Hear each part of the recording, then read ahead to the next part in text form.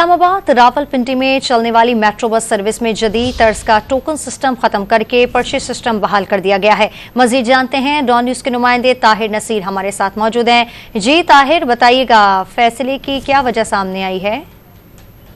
जी बिल्कुल, देखिए रावलपिंडी इस्लामाबाद में आसान सफरी सहूलत मेट्रो बस में जदीद जो टोकन सिस्टम था उसको ख़त्म करके अब पर्ची सिस्टम लॉन्च कर दिया गया है। पहले वो टोकन मशीन पर स्कैन होता था, उसके बाद मुसाफिर प्लेटफार्म तक जाता था, लेकिन अब पर्ची सिस्टम शुरू किया गया है। जदीद टोकन सिस्टम और पर्ची में क्या फ़र्क है, यहाँ पे जो मुसाफिर मौजूद हैं जिन्होंने अभी मेट्रो बस से सफ़र किया है उनसे जानते हैं। जी बताइएगा, अब एक पर्ची जो प्लेटफार्म पे अक्सर मिलती थी, आप रेलवे स्टेशन पे चले जाएं, ट्रांसपोर्ट अड्डे पे चले जाएं, तो यहाँ पे भी अब टोकन सिस्टम ख़त्म करके पर्ची सिस्टम लॉन्च किया गया है। क्या समझती हैं, टोकन सिस्टम ठीक था या पर्ची वाला सिस्टम ठीक है?